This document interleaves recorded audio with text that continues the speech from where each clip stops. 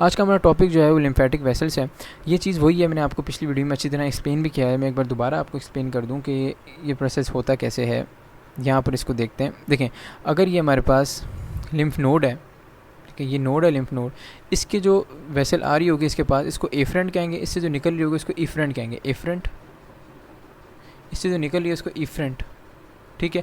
और इसके अंदर क्या है, इसके अंदर मैक्रोफेजेस, लिम्फोसाइट्स वगैरह होते हैं जो माइक्रो ऑर्गेनिज्म है, उसको मार के ख़त्म कर देंगे, ठीक है। तो ये हमारे पास एक्चुअली आपकी बुक में इस पेज पे यही चीज़ों को एक्सप्लेन किया हुआ है। अब यहाँ से हम रीड भी कर लेते हैं एक बार लिम्फेटिक वेसल के टॉपिक को।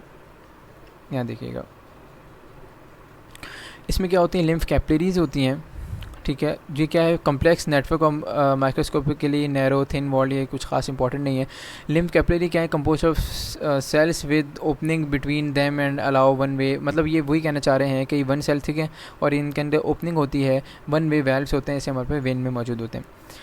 अच्छा, these opening allow relatively large particle along with fluid to be carried into lymph capillary। मतलब ये है कि ये जो हमारे पास वेसल्स हैं इनके अंदर फ्लूइड कैरी हो रहा है, बस एक्चुअली इसमें कुछ खास बात नहीं है।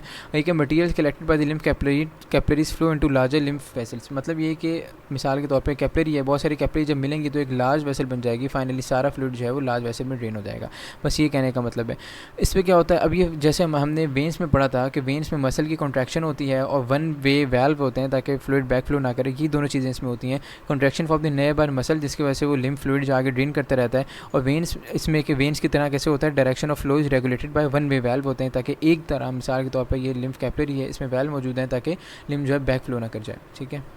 अच्छा भाई, उसके बाद इसमें एफरेंट और एफरेंट का कॉन्सेप्ट आ गया। एफरेंट लिम्फ वेसल जो है फाइनली क्या हो जाती है, एफरेंट जो है वो लिम्फ नोड की तरफ जा रही है, जो लिम्फ नोड से निकल रही है वो एफरेंट है, फाइनली मर्ज हो जाती हैं टू डक्ट में, किसमें, एक थोरैसिक ट्रंक में और राइट लिम्फेटिक ट्रंक में। मतलब ये बड़ी लिम्फेटिक, अब समझें कि बड़ी लिम्फेटिक वेसल्स हैं, बहुत छोटी छोटी कैपिलरीज मिली, बहुत छोटी छोटी कैपिलरीज मिली, इन्होंने बड़ी लिम्फेटिक वेसल बनाई। वो फाइनली एक बहुत बड़ी लिम्फेटिक दो वेसल्स हैं जिसको हम नाम दे रहे हैं थोरैसिक डक्ट और राइट लिम्फेटिक ट्रंक। यहाँ ड्रेन हो जाता है, फाइनली वो ब्लड जो है वो हमारे पास वेना कैवा के ज़रिए हार्ट में चला जाता है और पूरी बॉडी में सर्कुलेट होना शुरू हो जाता है। उसके बाद role of lymph vessels in villi. अब आपको पता है विलाय क्या है, विलाय हमारे इंटेस्टाइन में मौजूद होते हैं और ये फैट के एब्जॉर्प्शन का काम देते हैं।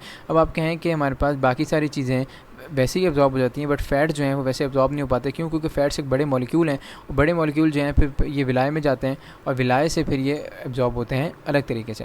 तो ये मेंशन है, दीज ग्लोब्यूल्स, हमारे फैट के ग्लोब्यूल्स हैं, लार्ज हैं, लार्ज होने की वजह से डिफ्यूज़ नहीं हो पाते ब्लड कैपिलरीज में, but can move easily through opening between lymph capillary cells. मतलब क्या कि ये नॉर्मल ब्लड कैपिलरी में नहीं डिफ्यूज़ हो पाते, बट जो हमारे पास लिम्फेटिक कैपिलरीज हैं उनकी बड़ी, जो उनकी ओपनिंग बड़ी हैं, ठीक है। मैं अगर इसको ड्रॉ करूँ, ये लिम्फेटिक कैपिलरी है, इसकी ओपनिंग देखें अगर बड़ी हैं तो यहाँ से इन ये फ्लूइड जो है वो हमारे पास फैट जो है वो ड्रेन होकर लिम्फेटिक कैपिलरीज में आ जाते हैं और फाइनली हमारे पास इसको ड्रेन कर दिया जाता है, फिर लीवर में और सर्कुलेशन में आ जाता है, ठीक है।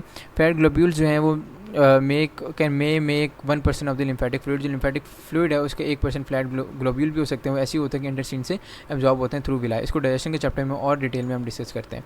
अच्छा भाई, उसके बाद लिम्फॉइड टिश्यू। लिम्फॉइड टिश्यू वही है जो लिम्फ नोड है, मैंने आपको समझाया है कि एफरेंट, फिर लिम्फ नोड, फिर इफरेंट। तो ये हमारे पास लिम्फॉइड टिश्यू होता है और लिम्फ नोड में क्या होता है, हमारे पास मैक्रोफेजेस, लिम्फोसाइट होते हैं जो कि फॉरेन ऑर्गेनिज्म को मार के ख़त्म कर देते हैं। तो लिम्फ नोड है, लिम्फ नोड से क्या होता है, लाइन बाय मासिद और मैक्रोफेजेस इसके अंदर होते हैं, लिम्फोसाइट भी होते हैं, और क्या करते हैं, डिस्ट्रॉय करते हैं फॉरेन पार्टिकल को, जैसे वायरस, बैक्टीरिया हो गया, और इनको मार के ख़त्म कर देते हैं। अच्छा, अब उसके बाद हमारे पास स्प्लीन है। मैंने आपको ऊपर बताया है कि स्प्लीन भी क्या है, लिम्फॉइड ऑर्गन है। स्प्लीन में क्या होता है, एक तो इन्होंने बेसिक बताई है कि लेफ्ट साइड और एब्डोमिनल कैविटी में होता है, between stomach and diaphragm. MCQ में कहीं आपसे पूछा जा सकता है। अब इसका फंक्शन क्या है, फ़िल्टर करता है ब्लड को। कैसे फ़िल्टर करता है, मैक्रोफेजेस जो ब्लड है उसमें अगर माइक्रो ऑर्गेनिज्म है उसको ये एक्सपोज करा देगा। जो स्प्लीन के अंदर मैक्रोफेज और लिम्फोसाइट मौजूद है, मैक्रोफेज और लिम्फोसाइट ऐसे सेल हैं जो माइक्रो ऑर्गेनिज्म को मार के ख़त्म कर देंगे।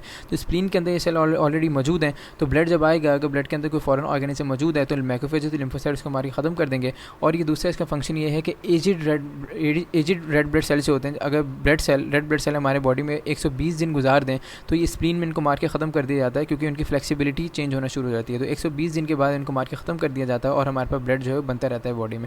तो ये हमारे पास स्प्लीन के दो मेन रोल हैं जो आपके पास यहाँ पर बताए हुए हैं। तो यहाँ पर आपका ये टॉपिक और ये आपका चैप्टर भी यहाँ पर एंड होता है।